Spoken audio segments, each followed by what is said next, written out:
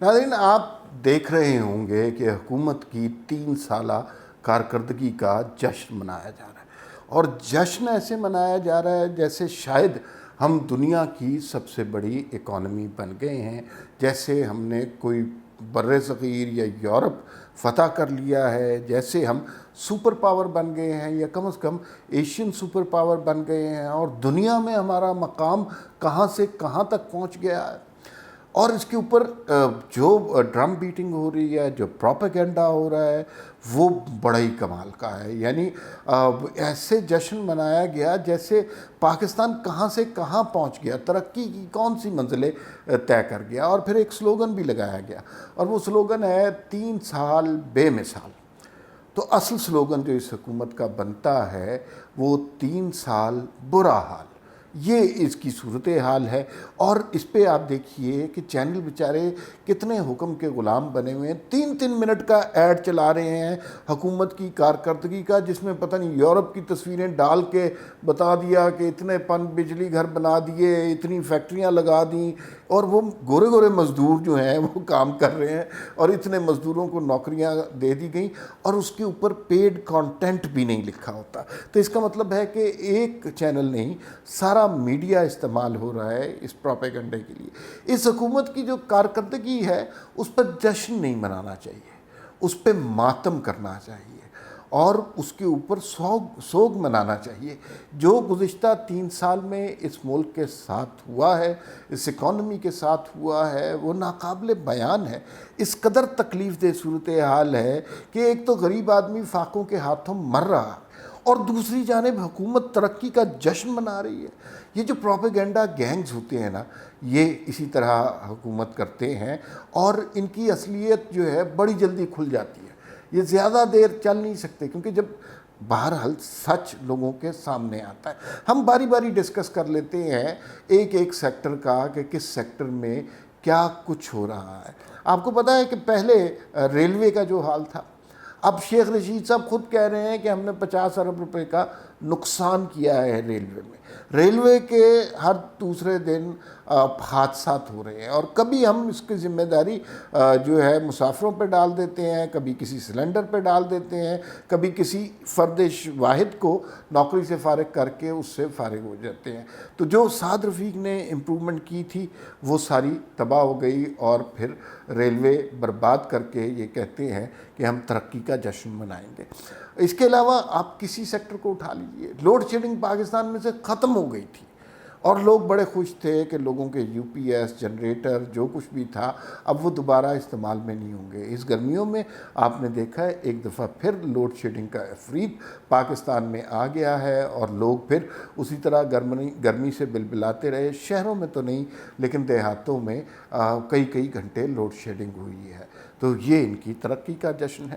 اس کے علاوہ اب اکانومی کی بات کریں، اور اکانومی کی بات کرتے ہوئے بہت دکھ ہوتا ہے کہ کون سا سیکٹر ہے جو انہوں نے نہیں چھوڑا۔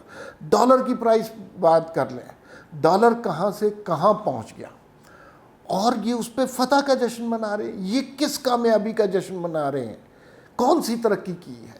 اس کے بعد آپ روپے کی گرتی قدر کی بات کر لیجئے۔ روپے کی اب کوئی ویلیو نہیں رہی پاکستان کی دنیا کی اکانومی میں۔ اور سٹاک مارکیٹ کی بات کر لیں، سٹاک مارکیٹ ہر روز تنزلی کا شکار ہوتی ہے۔ پیٹرول کی پرائسز کی بات کر لیجئے، کہاں پیٹرول کی پرائس تھی اور کہاں پر آ گئی، لیکن پروپیگنڈا یہ ہو رہا ہے کہ دنیا میں پیٹرول کی پرائسز بڑھ گئیں تو پھر ہمیں بھی اپنی پرائسز بڑھانی پڑیں۔ اور پھر آپ سکینڈلز دیکھ لیجئے، کرپشن دیکھ لیجئے، آٹے کا سکینڈل، چینی کا سکینڈل، ادویات کا سکینڈل، معلم جبہ کا سکینڈل، بی آر ٹی کا سکینڈل، یہ سب کچھ ہمارے سامنے ہو رہا ہے، لیکن یہ تسلیم نہیں کریں گے۔ اب رنگ روڈ کا اتنا بڑا سکینڈل تھا، اس کے بارے میں بھی کوئی بات نہیں کر رہا۔ یہ بات کریں گے کہ نواز شریف نے کیا کرپشن کی، وہ چور اور ڈاکو ہیں، اور جو ہے آصف زرداری نے کیا کرپشن کی، وہ چور اور اسی وجہ سے جب پی ڈی ایم دوبارہ ایکٹیویٹ ہوتا ہے، جب لوگوں کا اینگر انہیں نظر آتا ہے، تو پھر یہ اس سے خوف زدہ ہو جاتے ہیں، اور پھر یہ مختلف سازشیں چلتے ہیں۔ کبھی شہباز شریف نریٹو سامنے آ جاتا ہے، کبھی بلاول بھٹو کو یہ وزیر اعظم بنانے کی بات کر رہے ہوتے ہیں، لیکن یہ بڑی فروئی سی چیزیں ہیں. لوگوں کا اینگر اگر سٹریٹ پر آ گیا تو پھر یہ لوگ کچھ بھی نہیں کر سکیں گے. عمران خان اور عمران خان کی حکومت پہ کے پیچھے چھپے لوگ جو ہیں انہوں نے اس ملک کو تباہ کیا ہے ان 3 سالوں میں، اور انہیں کسی نہ کسی سٹیج پر تسلیم کرنا پڑے گا. سیاستدانوں کے خلاف جو ہرزہ سرائی کی گئی، جو توہین کی گئی، اور ان کا جو میڈیا ٹرائل کیا گیا، عدالتوں سے جو فیصلے لیے گئے، اور اب ہمیں سب کو پتہ چل گیا ہے کہ کس طرح بلیک میل کر کے عدالتوں سے یہ فیصلے لیے جاتے ہیں، اس کے باوجود بھی آپ ڈیلیور کچھ نہیں کر سکے. سب کچھ، سارا اختیار آپ کے پاس ہے، اپوزیشن کوئی نہیں ہے، اسمبلی آپ کے کہنے پہ چلتی ہے، عدالتیں آپ کے کہنے پہ چلتی ہیں، میڈیا آپ کا غلام ہے، سوشل میڈیا پہ آپ کے ٹرولز موجود ہیں، صحافیوں میں سے بہت سارے آپ کی خدمت کرنے کو تیار ہیں. اس کے باوجود آپ کی ڈلیوری کچھ بھی نہیں ہے، زیرو، مائنس. آپ نے پاکستان کا گروتھ ریٹ جو 5.8 پہ 2018 میں ملے تھا، وہ گروتھ ریٹ آپ نے پہلے مائنس میں کیا، پھر زیرو میں کیا، اب شاید 1% پہ ہوگا. یہ جو جس طرح کی صورتحال ہے، اور پھر آپ کا کارنامہ کیا ہے؟ 3 سال میں آپ نے کیا کیا ہے؟ سوائے اس کے کہ آپ نے چند وزراء اور بدتمیز لوگ ایسے ہائر کیے ہیں جو ہر وقت چینلوں پر گالیاں نکالتے رہتے ہیں. ذرا کوئی اپوزیشن کی طرف سے بات ہوتی ہے تو وہ جناب فوراً اپنی پریس کانفرنس کرنا شروع کر دیتے ہیں، اور بے مقصد، بلا وجہ.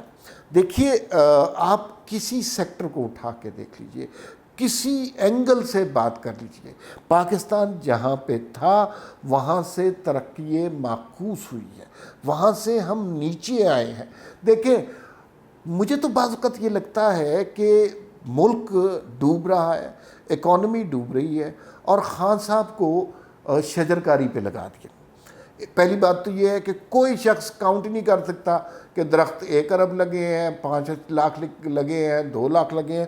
پودوں کے شجرکاری کا افتتاح ہوتا ہے، پانی دیا جاتا ہے، اور خان صاحب سب سے بڑے انوائرمنٹلسٹ بن جاتے ہیں. مجھے یوں لگتا ہے کہ انہیں ایک بات کا ادراک ہے کہ وہ وقت بہت قریب آنے والا ہے جب پاکستانی لوگوں کے پاس کھانے کے لیے نہ آٹا ہوگا، نہ چینی ہوگی، نہ گوشت ہوگا، نہ دالیں ہوں گی، نہ مرغی ہوگی. یہ ساری چیزیں ان کی قوت خرید سے باہر ہو جائیں گی. تو پھر لوگوں نے گھاس پھوس ہی کھانا ہے نا، تو اس کے لیے شجرکاری بہت ضروری ہے. یہی شجرکاری کا مجھے بنیادی مقصد لگتا ہے. اور پھر آپ دیکھیں کس طرح جشن منا سکتے ہیں. آپ اپنی کارکردگی کو ذرا بھی نہیں دیکھنا چاہتے کہ آپ نے کیا کیا ہے اس ملک کے ساتھ. اور میں یہ سمجھتا ہوں کہ مطلب پی آئی اے کو دیکھ لیجئے، اسٹیل مل کو دیکھ لیجئے، بینکنگ سیکٹر کو دیکھ لیجئے، پھر بے روزگاری کو دیکھ لیجئے کہ کس قدر بے روزگاری بڑھ گئی ہے. اور کبھی عدالتوں کے حکم پر ایک جنبش قلم سے 17,000 لوگ فارغ ہو جائیں. آپ کسی سیکٹر میں لوگوں سے بات کریں، ڈاؤن سائزنگ ہو رہی ہے. جن اکانومیز میں ڈاؤن سائزنگ ہو رہی ہوتی ہے وہ کبھی بھی ترقی نہیں کرتی. لوگوں کو پروگریس کرتی ہوئی اکانومیز پسند ہوتی ہیں، لوگ اس میں انویسٹ کرتے ہیں. اچھا، فارن افیئرس کی سطح پہ بات کر لیجئے، جتنی ہیوملیشن اس دور میں پاکستان کی ہوئی ہے. اور خان صاحب نعرے لگایا کرتے تھے کہ سبز پاسپورٹ کو ہم اتنی عزت دیں گے، لوگ باہر سے نوکریاں تلاش کرنے یہاں پہ آئیں گے. اب یہاں کے لوگوں کو باہر نوکریاں نہیں مل رہی. خان صاحب نے یہ کمال کیا ہے. اور پھر کبھی ہم نے سوچا تھا کہ خارجہ کی سطح پر وزیر اعظم بیان دے گا کہ بائیڈن میری کال نہیں سن رہا، اور مودی جو ہے اس کو ہم مس کالیں مار رہے ہیں، ایک کال اٹھاتا نہیں ہے، دوسرا کال سنتا نہیں ہے. یہ ہماری خارجہ پالیسی ہے، اور یہ اپنے عبرت ناک ترین موڑ پہ ہے. ہم تاریخ کے ایک ایسے مزاحیہ دور میں داخل ہو چکے ہیں جہاں پہ چند مسخروں کو ہم نے وزیر اعظم اور کیبنٹ کا نام دیا ہے، جو کٹ پتلیاں ہیں، جو کسی کے اشارے پہ چل رہی ہیں، جن کے لگامیں کسی اور کے ہاتھ میں ہیں، اور وہ صرف ہمارے سامنے تماشا کر رہے ہیں. اور دنیا کو اس حقیقت کا بہت زیادہ علم ہے. وہ بچے نہیں ہیں، بیوقوف نہیں ہیں.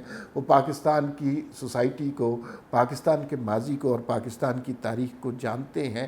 تو یہ سلسلہ زیادہ دیر نہیں چل سکتا. یہ جو جشن منایا گیا ہے، انہیں ماتم کرنا چاہیے تھا، سوگ منانا چاہیے تھا.